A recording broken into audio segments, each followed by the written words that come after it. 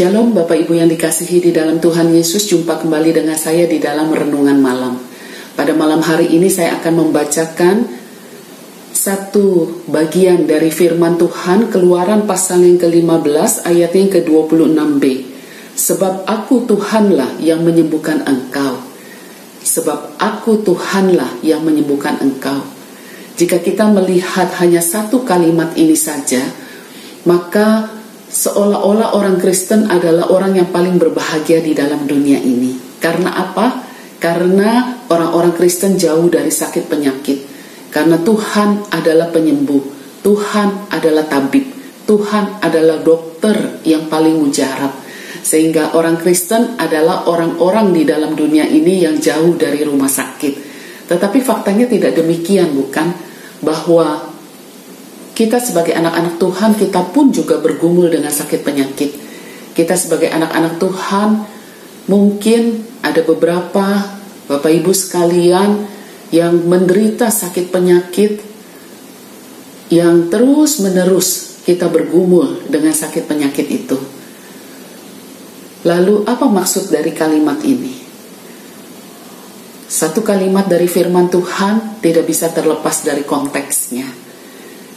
Kalimat ini, sebab aku Tuhanlah yang menyembuhkan engkau, ini merupakan suatu konteks di dalam Keluaran pasal yang ke-15 ayat 22 sampai 27. Ini menceritakan di mana dulu orang Israel ketika mereka keluar dari Mesir, mereka sampai di seberang laut Teberau, lalu mereka berangkat ke padang gurun Shur. Dan dikatakan bahwa sepanjang 3 hari mereka berjalan di padang gurun itu.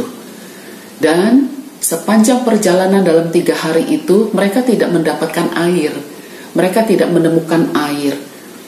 Lalu sampailah mereka di sebuah tempat yang bernama Marah. Tetapi ketika mereka meminum air dari mata air yang ada di Marah, air itu rasanya pahit.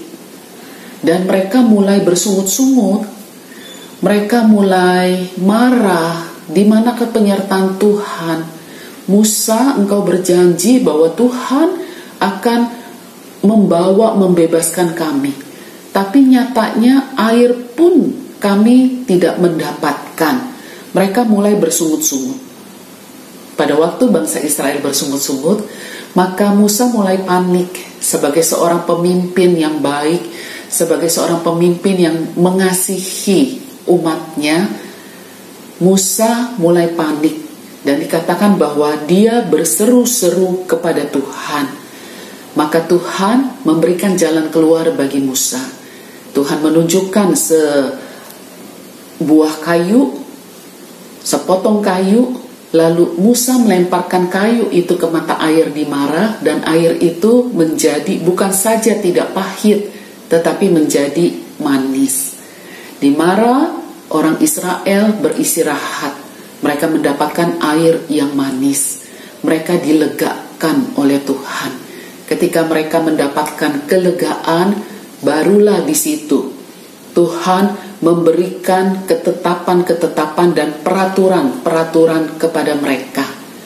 Dan ketika Tuhan memberikan peraturan-peraturan bagaimana orang Israel hidup, bagaimana mereka hormat kepada Tuhan, bagaimana mereka harus taat dan patuh kepada Tuhan, maka Tuhan mulai menguji orang Israel dalam sebuah ujian. Ujian apakah itu? Tuhan bilang begini, jika kamu sungguh-sungguh mendengarkan suara Tuhan Allahmu dan melakukan apa yang benar di matanya, dan memasang telingamu kepada perintah-perintahnya, dan tetap mengikuti segala ketetapannya, maka orang Israel akan mendapat nilai yang baik. Nilainya apa? Yaitu aku tidak akan menimpahkan kepadamu penyakit manapun yang telah kutimpahkan kepada orang Mesir, baik itu bara atau borok, baik itu kusta, berbagai macam sakit penyakit yang pernah Tuhan izinkan terjadi bagi bangsa Mesir. Tuhan berjanji tidak akan berikan itu kepada orang Israel, sebab aku Tuhanlah yang menyembuhkan engkau. Nah, Bapak Ibu yang dikasihi di dalam Tuhan, kalau kita sudah melihat konteksnya ini, maka kalimat ujung yang tadi saya bacakan di awal, aku Tuhanlah yang menyembuhkan engkau, merupakan sebuah bonus, merupakan sebuah nilai dari ujian Tuhan kepada bangsa Israel. Ketika bangsa Israel di dalam perjalanannya menuju ke tanah perjanjian, jika mereka terus setia kepada Tuhan, bukan saja setia, tetapi jika mereka taat patuh kepada perintah, kepada firman Tuhan, maka ini janji Tuhan. Tuhan tidak akan memberikan kepada bangsa Israel pada waktu itu sakit penyakit yang pernah Tuhan berikan kepada orang-orang Mesir. Karena apa? Karena Tuhan Allah adalah penyembuh mereka. Bapak Ibu yang dikasihi di dalam Tuhan, betul Allah adalah penyembuh. Betul Allah adalah tabib, dokter di atas segala dokter. Tetapi mari kita sebagai anak-anak Tuhan yang ingin menyenangkan hati Tuhan, di dalam berbagai pergumulan-pergumulan kita, ketika kita berdoa, ketika kita memohon, ketika kita meminta kepada Tuhan, biarlah kiranya itu menjadi sebuah bonus bagi kita. Tidak layak bagi kita sebagai anak-anak Tuhan memaksa Tuhan untuk mengabulkan segala sesuatu yang kita minta kepada Dia. Bukan berarti Tuhan tidak akan menyembuhkan kita, bukan berarti Tuhan tidak akan menolong kita. Tetapi mari kita memiliki hati yang mengasihi Tuhan lebih daripada permohonan kita, sehingga ketika Tuhan menyembuhkan kita dari sakit penyakit, Tuhan memberikan kita pekerjaan yang baik, Tuhan menjawab semua doa-doa kita, itu adalah bonus buat kita. Jika kita memiliki sikap hati yang belajar untuk menjadi anak Tuhan yang taat, yang belajar untuk menjadi anak Tuhan yang baik, yang belajar untuk tidak memaksakan keinginan kita kepada Tuhan, maka ketika harapan, permohonan, doa kita dijawab oleh Tuhan, itu sebagai suatu bonus yang pada akhirnya akan keluar ucapan syukur yang luar biasa, sebagai suatu hadiah yang tidak terduga yang kita terima.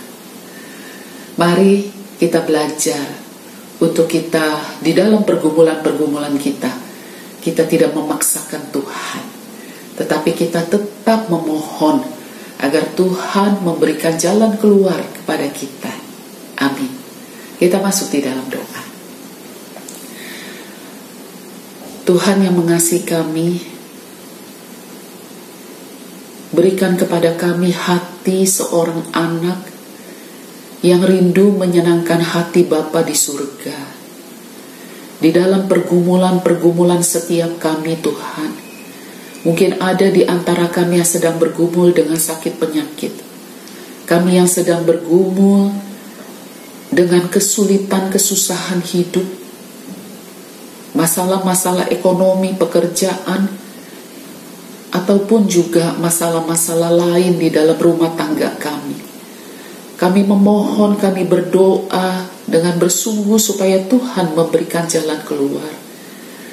Tetapi berikan kepada kami hati yang tidak memaksa Engkau Tuhan, karena sesungguhnya kami tidak layak untuk memaksa Allah yang Maha Kuasa.